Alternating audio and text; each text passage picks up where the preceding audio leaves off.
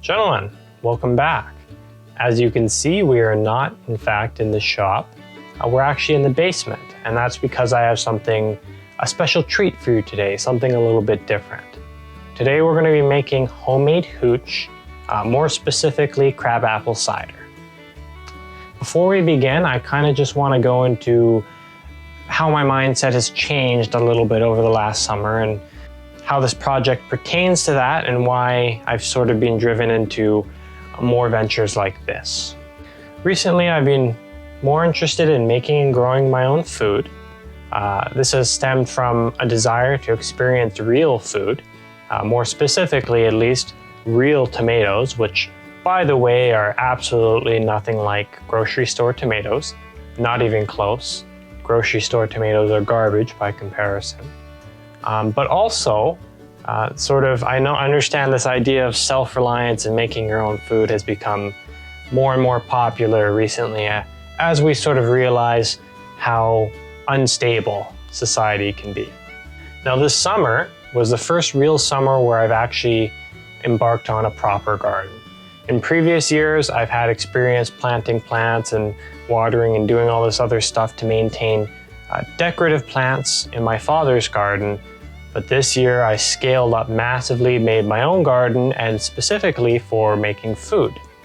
To give you an idea of the scale, we're talking 20 tomato plants, and that's like a third of the land area of the garden. I grew pumpkins and other things, but yeah, 20 tomato plants, which grew many kilograms of tomatoes. Of course, that drove me to have to find uses for the tomatoes. You can only go so far on tomato sandwiches.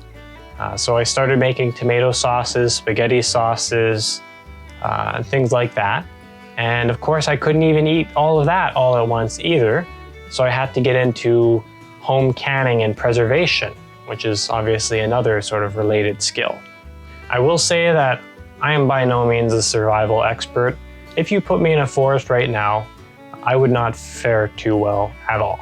However, as I embark on more and more projects like this, I become more and more knowledgeable and self-reliant. Now, as for the garden specifically, there is something admittedly quite magical about making your own food. Toiling in the land on a hot summer day, getting sun, getting vitamin D, when all your cohorts are stuck inside on the computer. There's something very charming about that I think we're really missing in modern contemporary society. Aside from just the bonus of having all that tremendously valuable experience and that almost spiritual boost you get from having your own garden and truly growing your own food and seeing it come out of the ground and providing you useful sustenance, you also get the bonus of actually knowing where your food comes from.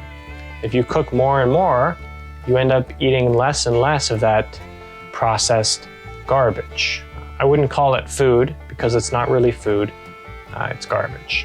I also have reason to believe, based off of a lot of the research I've been consuming over the past several months, it would seem to me that a lot of our modern health problems, like heart disease, cancer, and the like, can likely be attributed, at least in part, or if not mostly, to our modern diet.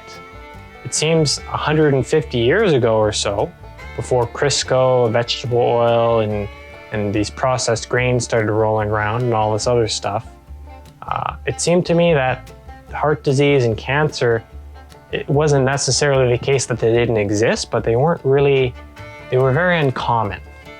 And I do intend to be on the earth for a long time, and I think if I can stay away from that sort of thing, then that'll certainly help me in my quest. Now, I know that's a bit of a tangent, but truthfully, this is sort of just an offshoot of that idea. So I'll just quickly mention some of the practical benefits of actually embarking on this project.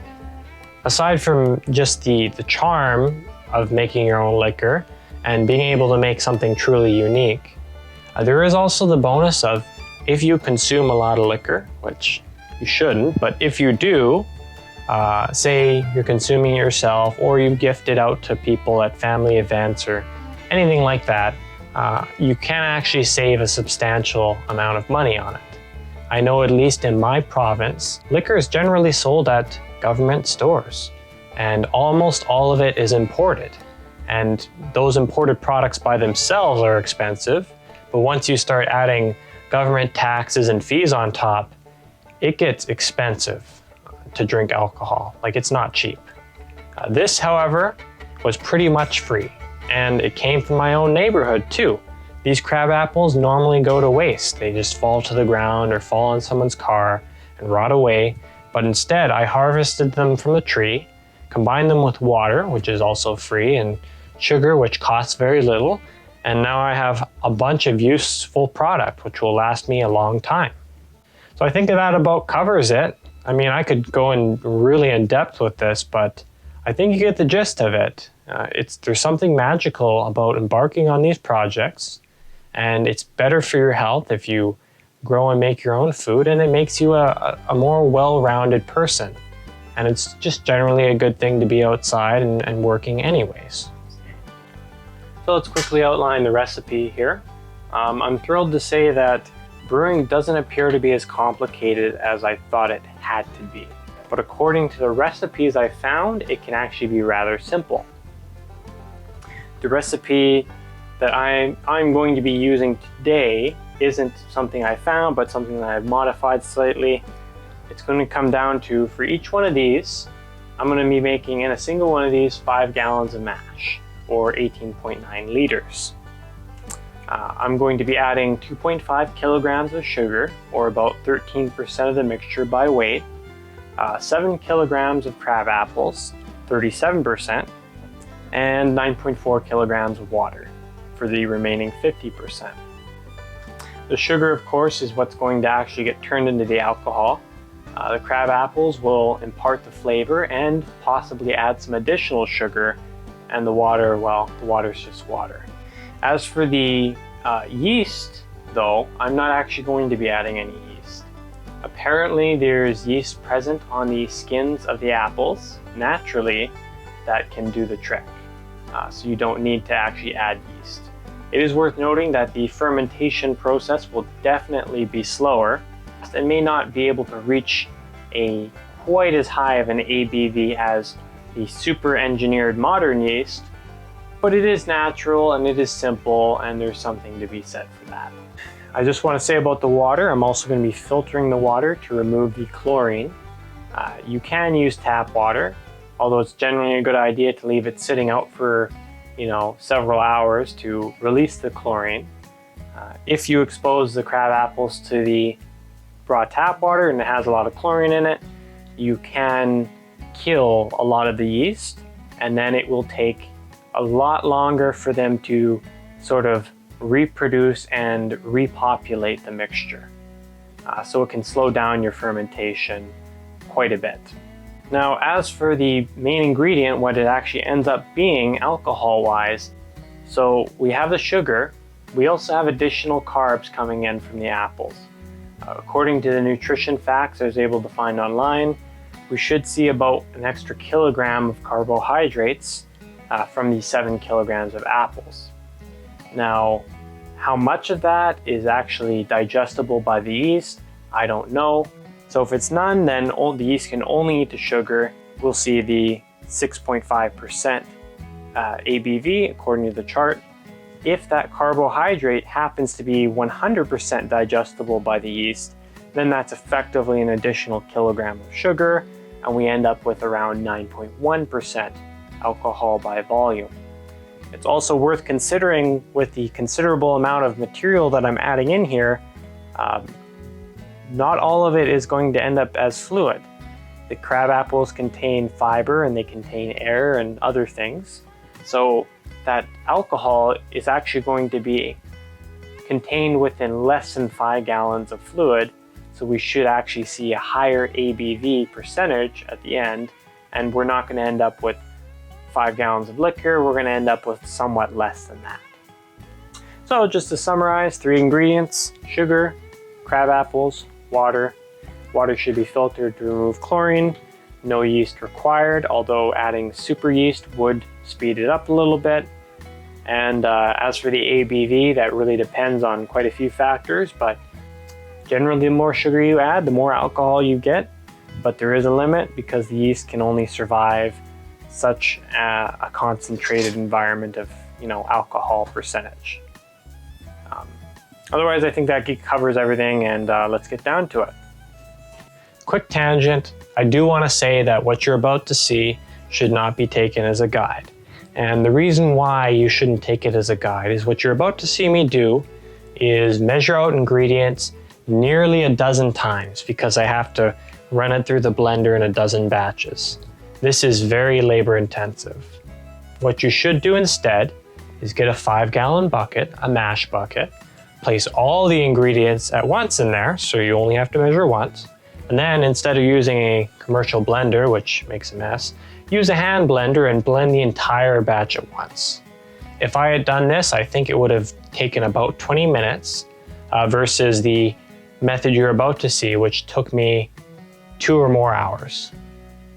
On top of that, I also think it would have been a more clean process to use a mash bucket too.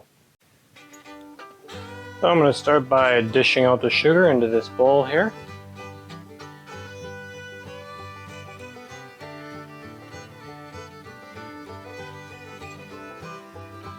So I finished pouring in my sugar here. Get that in the jug now. Then we have to start making our apples. So now it's time to blend the apples. Because we can't just deposit the apples straight in there, we need to make them into small chunks for increased surface area and whatnot. The tricky part about this is if you attempt to blend straight apples, they tend to be a little bit too viscous. So you sort of have to add water in the mixture as you're blending it to get them to blend better. Now I'm just going to pre-measure my apples on the scale, keeping track of how much I add in there.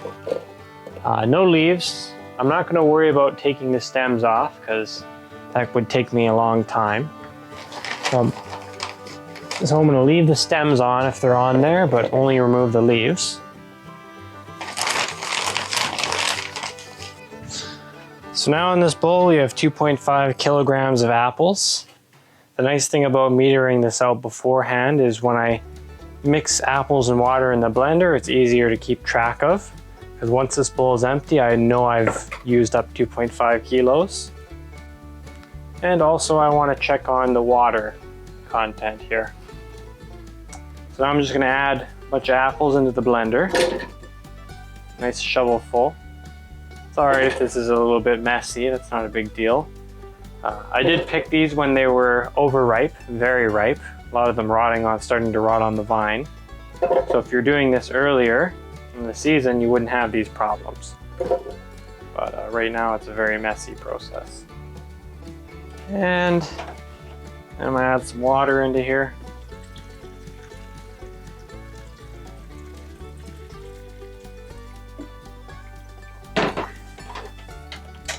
Now we put our lid on and we blend.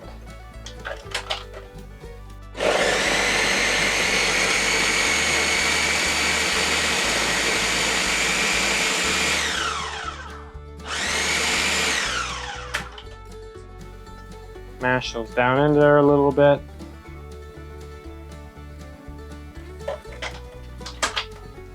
After I blended each small batch of ingredients, I needed to add it to the Carboy via funnel. This is an example of another issue with how I performed this procedure. Because initially I underestimated the amount of water I could add. I had a very thick mixture, and this led to great difficulties getting it to go through the funnel. I actually had to stir it. In later batches, I added more water and further modified the funnel for a wider opening to solve this problem. But this would have not been a major issue at all if I had mixed all the ingredients in a bucket beforehand. In any case, we've added our 2.5 kilograms of sugar, we've added our 7 kilograms of crab apples. Now I'm going to check how much water we have left to add. Looks like we have to add about 4,094 grams, or about 4 liters. So let's get on that. I'll use this opportunity in adding water to also wash out my equipment. So rinse out my funnel here. a little bit.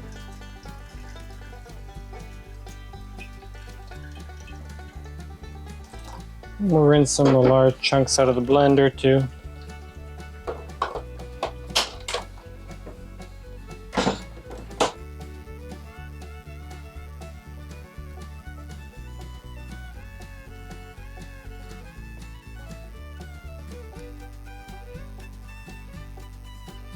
So, post-process discussion.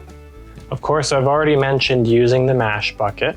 It's also worth noting, in one of the batches, I just added the sugar as a pile on the bottom, and in another, I actually mix it in.